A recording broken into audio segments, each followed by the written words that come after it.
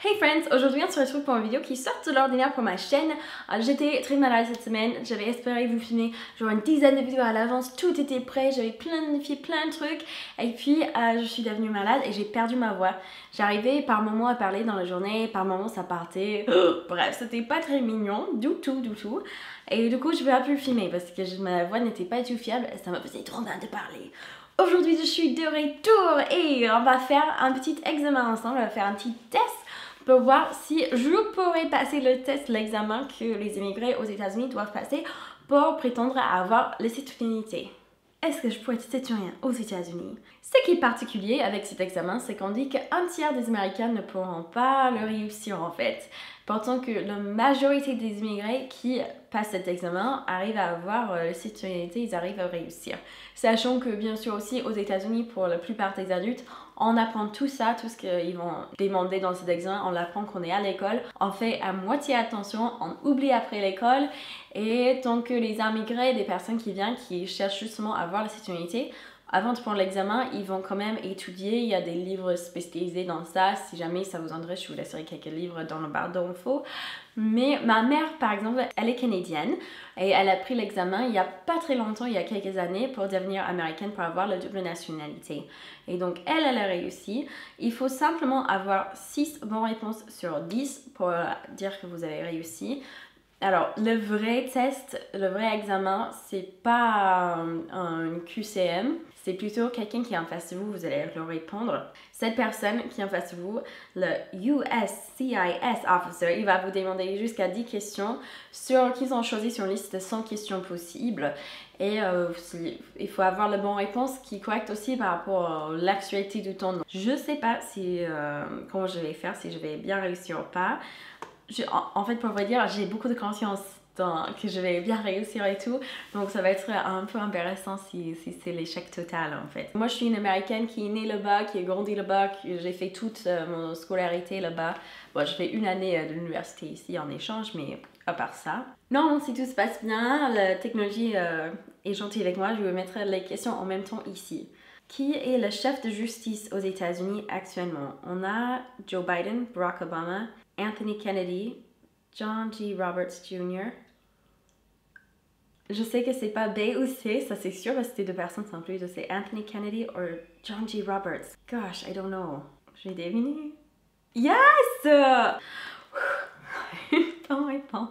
Quel océan est sur le côté ouest des États-Unis? Ça c'est facile, c'est l'océan Pacifique. Ça, c'était aussi une question qui m'a posée pour avoir mon titre de séjour de 10 ans en France, en fait. Ça, c'était l'opposé. C'était quel est l'océan qui est entre les États-Unis et la France? Et c'était l'Atlantique, du coup. Mais des questions similaires, donc ça, c'est marrant. The House of Representatives has how many voting members? Donc, la maison des représentatives, il y a combien des membres qui votent? Oh mince. Donc, je sais c'est A ou D, mais il me semble bien que c'est D. Il ne me semble pas que c'est A. Je sais qu'il y en a énormément. Voilà. C'est plutôt bien. Par contre, la première, je vous avoue, j'ai deviné un peu. Je n'étais pas trop sûre. What are two cabinet level positions? Quelles sont deux positions qui sont au niveau cabinet? Ça, Secretary of State, ça c'est sûr. Alors, il faut qu'il y ait deux. Donc, Secretary of Weather et Secretary of Energy. Donc, je sais le secrétaire d'énergie, ça c'est un truc. Secretary of State, Secretary of Labor, je pense que c'est C, hein, Yeah! Ok, il faut que je réussisse 2 questions de plus et je vais être citoyen, mais on va aller jusqu'au bout. Qu'est-ce que c'est la capitale des États-Unis? La Washington DC. Donc il y a Washington, l'État qui est à l'ouest, nord-est, juste en bas du Canada là. Et puis vous avez Washington DC qui n'est pas dans un État, qui est dans son propre territoire à part des autres États, pas très loin de Virginie là. Et c'est Washington DC, c'est une ville qui est son propre territoire aussi, pour qu'il ne soit pas dans un État en fait justement, pour qu'il soit indépendant, la partie fédérale, la partie centrale du gouvernement, que ça soit séparé des autres États. Ok, next question. J'espère que vous êtes en train de aussi prendre l'examen en même temps que moi, vous mettez vos réponses. Nommez 2 fêtes nationales aux États-Unis, Labor Day and Thanksgiving, 2 national US holidays, Citizenship Day and Columbus Day, April Fool's Day and Labor Day, on ne sait pas ça. Donc April Fool's, c'est le poisson d'avril, la journée de travail et Thanksgiving. Ça, c'est ma réponse. Vous avez mis quoi? Yeah! Et puis c'est bien aussi cette site-là, je vous mettrai le lien aussi pour cette site-là dans le barre d'infos parce qu'il est dans les explications après, donc si jamais vous vous trompez. Mais surtout c'est un site qui est .gov. Du coup c'est vraiment le gouvernement américain qui vous aide avec cette site pour que vous arrivez mieux à réussir. J'aimerais bien que vous allez sur cette site et vous preniez aussi le test. Donc il y a 20 questions en maths, donc c'est plus que le vrai. Pendant les guerres froides, qu'est-ce que c'était le souci principal des États-Unis? Le communisme. Voilà! Ils sont toujours très anti-communisme aux États-Unis. C'est quelque chose où les gens, ils sont dans la mentalité, c'est vraiment pas accepté du tout. Quand est-ce que la Constitution a été écrite? This one. 1776. No! Oh no! Fail! Oh no! J'étais vraiment pas correcte en plus. La Constitution a été écrite en 1787. Échec, Patricia, échec. Il y avait quelque chose qui s'est passé en 76, mais je me souviens plus. Je vais regarder tout à l'heure. Qu'est-ce que c'est le système économique aux États-Unis? Communiste, socialiste, non, capitaliste ou none of the above? Donc, aucune de ces réponses. Je pense que c'est capitaliste. Voilà. Un sénateur aux États-Unis, qu'est-ce qu'il représente? Tous les peuples d'un État.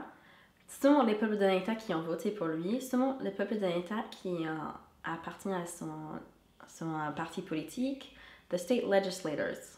Non, c'est tout le peuple de leur État. Hein? En théorie, mais bon, ça se marche pas trop comme ça en vrai.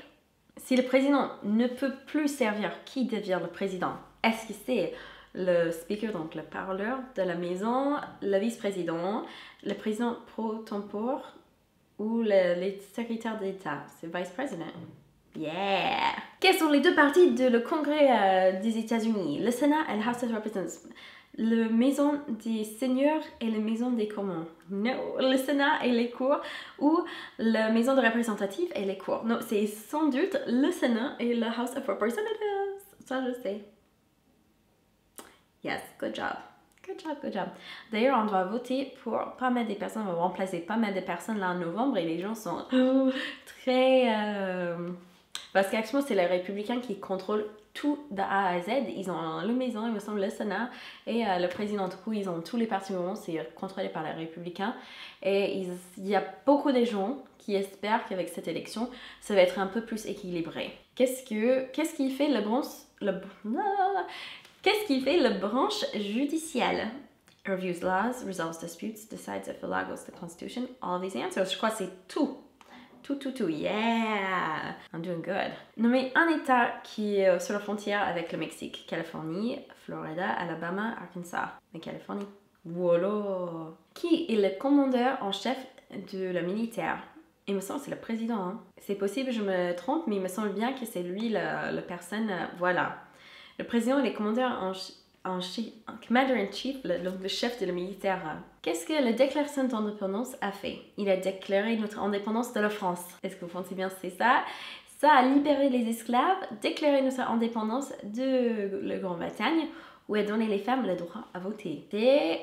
C'est déclarer notre indépendance de la Grande-Bretagne. D'ailleurs, la France, ils sont venus pendant la guerre qu'on avait pour se séparer de Grande-Bretagne. Et c'est grâce à la France qu'on a gagné cette guerre, sinon ça aurait pas passé comme ça. On a été vraiment pas bien équipés sinon. Qui était le premier président? John Adams, Thomas Jefferson, Abraham Lincoln, George Washington.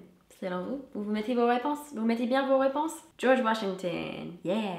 Ça devient long en fait, je suis désolée, je pensais que ça allait être plus vite que ça. Non, mais un des deux rivières les plus longues aux États-Unis. Ohio River, Colorado River, Mississippi River, Rio Grande River. Je crois que c'est le Mississippi. Mais je ne saurais pas qu'est-ce que c'est l'autre. Je sais que c'est pas le Colorado, parce que c'était pas très loin de moi, ça. Je sais que c'était pas un des plus longues. Donc il y a le Missouri River, ok, et le Mississippi. Non, mais une raison que les colonistes sont venus aux États-Unis. Pour l'expérience de voyager à travers l'océan. B, pour la liberté. C, pour se rejoindre à un groupe civique. Ou D, aucun de ces réponses. dire, c'est la liberté d'exprimer sa religion. Voilà, non, politique, pardon. Oh yeah, si, la religion, religious freedom aussi. Who vetoes bills? Donc, veto, j'imagine ça doit être pareil en français parce que c'est un mot qui vient de latin à la base, mais c'est la personne qui va annuler, qui va rendre nul un bill. Donc, je sais que le président, il peut le faire. Je pense que c'est personne d'autre là. Donc, ils disent le président pro tempore, le vice-président, le président, speaker of the house. Est-ce que j'aurai cette dernière question correcte? Yes ou no? Yeah! J'ai réussi. Je peux être citoyen. Good job! Voilà! N'hésitez pas à me dire aussi vos pourcentages. Allez sur le site prendre l'examen juste pour le fun si ça vous intéresse ou si vous avez pris en même temps que moi. Je serais curieuse de savoir vos résultats. Ça m'a fait super plaisir.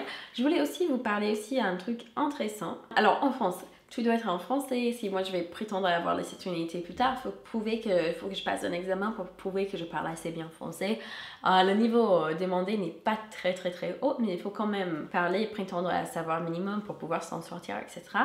Pour être citoyen. Par contre, aux États-Unis, c'est pas forcément le cas. Pour beaucoup des personnes, oui, il faut passer la partie anglais de l'examen. Mais si vous avez, qu'est-ce qu'ils disent?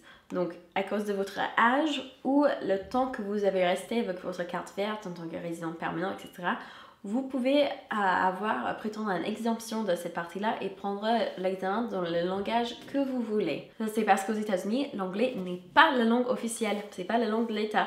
C'est une langue qui est le plus parlée, le plus courant, mais ils n'ont jamais mis en place que ça soit légalement la langue officielle comme ils ont fait en France. C'est pas comme en France. Voilà. Bon, j'espère que cette vidéo vous aura plu. Ça a changé un peu pour moi. Je suis désolée si c'était pas aussi animé ou bien recherché que d'habitude. Ça c'est juste, j'étais malade, je suis désolée. Je vous aime très fort et j'ai hâte de vous voir dans une prochaine vidéo. Ciao!